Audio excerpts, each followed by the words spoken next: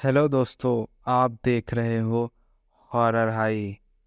उम्मीद करता हूँ कि आप सभी बढ़िया होंगे। तो आज के लिए आपके लिए जो कहानी लेकर आया हूँ ना, इसको पूरा सुनिएगा फ्रेंड्स। आपको ये कहानी सुनकर बहुत अच्छी लगेगी। और अगर ये कहानी अच्छी लगेगी ना तो चैनल को सब्सक्राइब करके ज़रूर जाइएगा।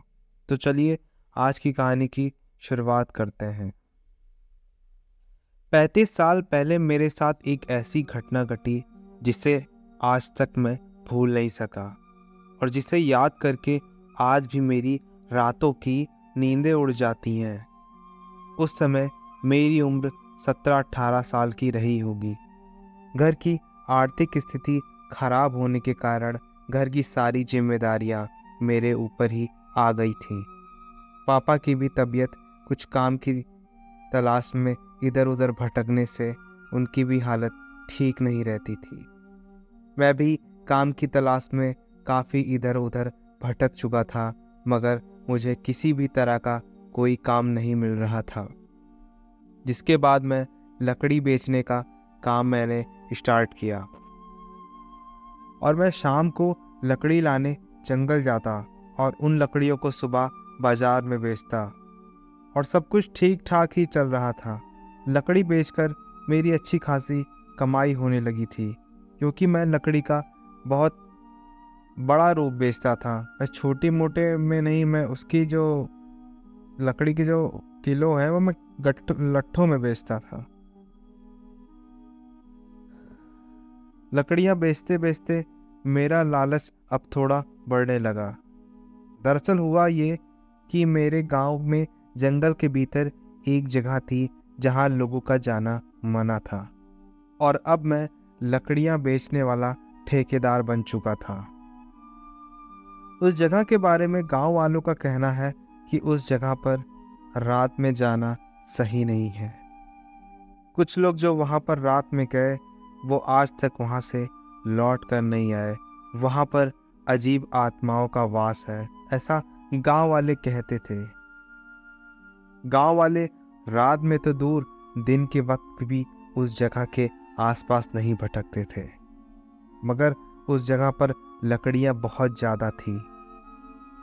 एक शाम जब मैं लकड़ी बेचकर घर लौटा तो मन ही मन मैंने सोचा, आजकल लकड़ियां काफी कम मिल रही हैं और जंगल अब खत्म होते जा रहे हैं। अब उतना लकड़ी मिलना आसान नहीं रहा। क्यों ना उसी जगह से लकड़ी लेने जाया जाए जहां लोग जाने से डरते हैं। वहां तो काफी सारी लकड़ियां हैं, और वैसे भी गांव वालों की इन सब बातों पर मैं विश्वास नहीं करता। मैंने तय किया कि अभी जंगल ना जाकर अंधेरे होने के बाद जाऊंगा, जिससे किसी को भी पता ना लगे कि वहां पर इतनी लकड़ियां हैं और मैं वहां से लकड़ियां लेकर वापस आता हूं। क्योंकि मेरे जाने के बाद बहुत से लोग वहां जाने लगेंगे और वहां की भी लकड़ियां धीरे धीरे खत्म होने लगेंगी। मैंने सोचा कि मैं रात के समय जाऊंगा और लकड़ियां वहां से लेकर वापस आ जाऊंगा। मैं बस अंधेरे होने का इंतजार करने लगा।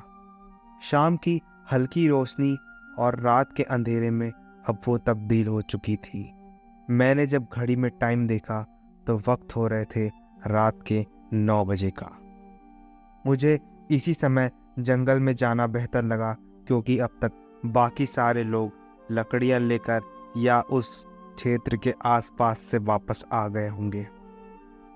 इसके बाद मैंने अपना कुल्हाड़ी उठाई और एक टॉर्च लेकर जंगल की तरफ चला। उस समय हमारे गांव में रात के 9 बजे यानी काफ़ी रात हो जाती थी, जिसमें बहुत लोग घर से बाहर नहीं निकलते थे 9 बजे के आसपास। और मैं वहां जैसे 9 बजे पहुंचा, अंधेरे ने मुझे चारों ओर से घेर लिया। मैं इधर उधर देखा तो मुझे आसपास कोई भी नजर नहीं आ रहा था। सारे लोग अपने घरों में जा चुके थे। घर में टॉर्च जलाकर मैं लकड़ियां लेने जंगल की तरफ बढ़ने लगा। गांव से जंगल जाने वाला रास्ता एक कच्चा रास्ता था, और दोनों तरफ घनी झाड़ियाँ और लंबे लंबे पेड़ थे। रास्ते में एक भी लाइट नहीं लगी थी और जंगल का रास्ता तो आप लोग जानते ही होते हैं कैसा होता है, कच्चा रास्ता जो भी एक पगडंडी बनी थी। रास्ता पूरी तरह से अंधेरे में डूबा हुआ था। लंबे लंबे पेड़ों के बीच चांद की हल्की हल्की सी रोशनी भी उस रास्ते पर पहुंच रही थी। रोशनी का जरिया एक मेरी टॉर्च की लाइट ही थी, वो भी उस घने अंधेरे में कम पड़ रही थी और मुझे अब जोरों से ठंड लगने लगी थी, क्योंकि जंगल के एरिया में पेड़ पौधे ज़्यादा होने की वजह से वहाँ पर ठंडी कुछ ज़्यादा ही रहती है। मैं उस सुनसान कच्चे रास्ते पर आगे बढ़ ही रहा था कि तभी रास्ते पर मुझे काफ़ी सारे नींबू गिरे हुए दिखे। मैं जब टॉर्च की लाइट से उन सब नींबू को ध्यान से देखा तो उन सारे नींबू पर खून लगा हुआ था। मैं समझ गया था कि ये मांजरा क्या है, क्योंकि आजकल हमारे गांव में डायन विद्या और काला जादू इतना ज़्यादा बढ़ चुका था कि बहुत सारे लोग इस विद्या को करने के लिए अंधेरे में या जंगल ऐसी जगह तलाशते थे, जिससे सभी लोग काफ़ी ज़्यादा परेशान भी हो जाते थे। काफ़ी लोग तो इस काले जादू का शिकार भी हो चुके थे और कुछ की तो जान भी जा चुकी थी। खैर, मैं उन सारे खून से सने नींबू से बच बचाकर आगे बढ़ने लगा। देर तक चलने के बाद मैं जंगल के करीब पहुंचा तो पूरा जंगल अंधेरे के गिरफ्त में था। मैं टॉर्च लेकर जंगल के अंदर चलता चला जा रहा था। जंगल अब और भी ज़्यादा डरावना लग रहा था। मैं जब अपनी निगाह उस जंगल के इधर उधर घुमाई तो मुझे इतने बड़े जंगल में एक जानवर तो दूर एक परिंदा भी नहीं दिखाई दिया, मानो इस घने अंधेरे में पूरा जंगल सो गया हो या फिर सारे परिंदे कहीं छुप गए हों। मैंने घर पर नहीं बताया था, नहीं तो मुझे उस जगह पर जाने ही ना मिलता।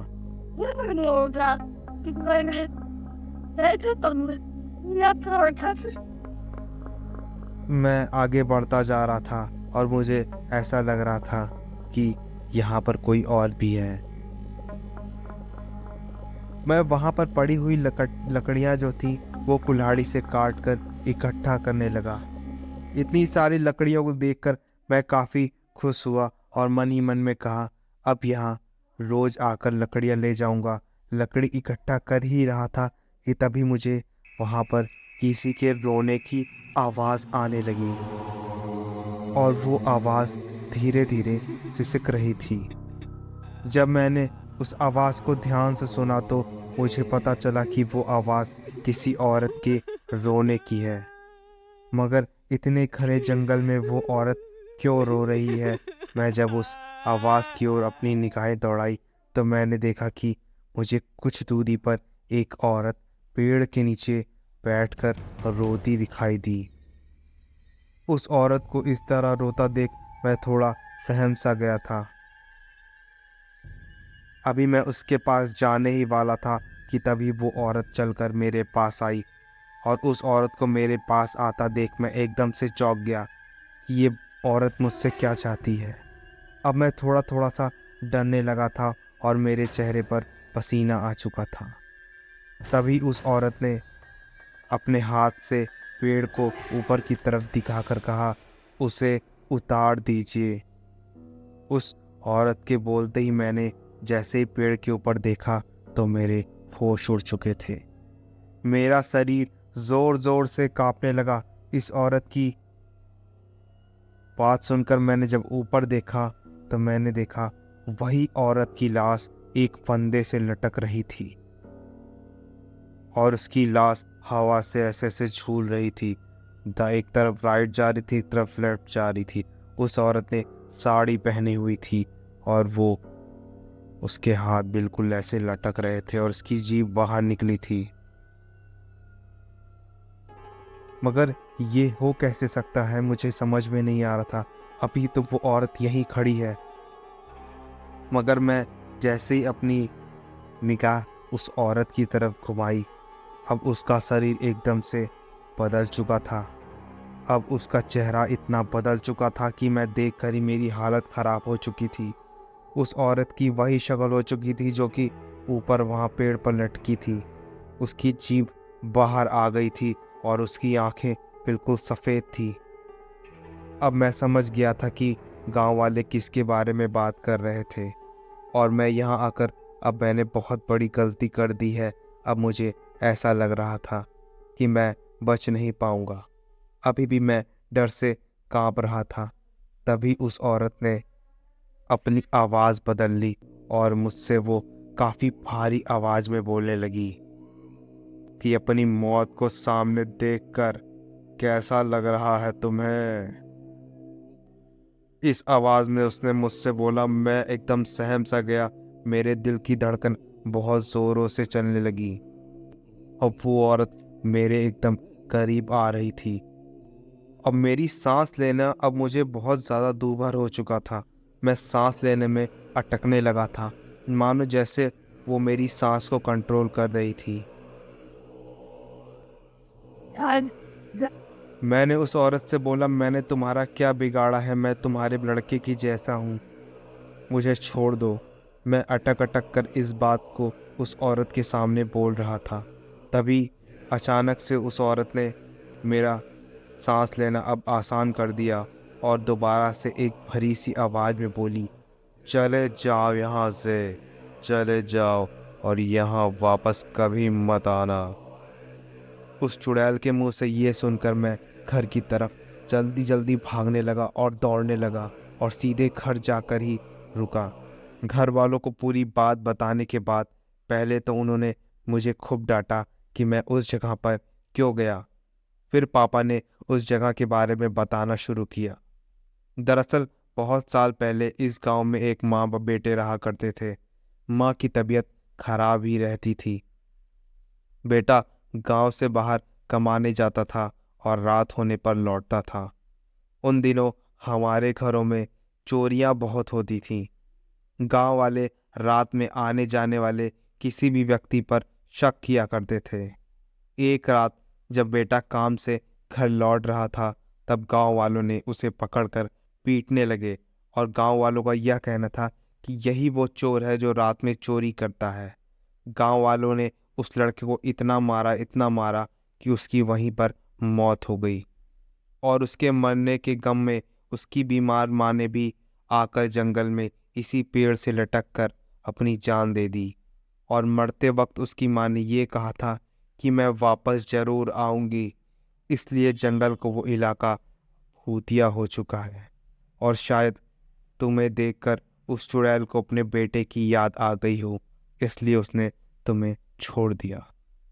तो दोस्तों, यदि आज की कहानी अगर आपको अच्छी लगी हो तो प्लीज़ चैनल को सब्सक्राइब करके जाइएगा। मैं अपनी तरफ से पूरी कोशिश कर रहा हूँ कि कहानियाँ आपको पसंद आए, और अगर नहीं भी पसंद आई हो तो चैनल को लाइक ज़रूर करिएगा और वीडियो को शेयर कर दीजिएगा और कमेंट करके बताइएगा कि ये कहानी क्यों पसंद नहीं आई। मैं अपने अंदर पूरी सुधार करने की कोशिश करूँगा। मिलते एक नई कहानी के साथ, तब तक आप सभी का दिन शुभ हो।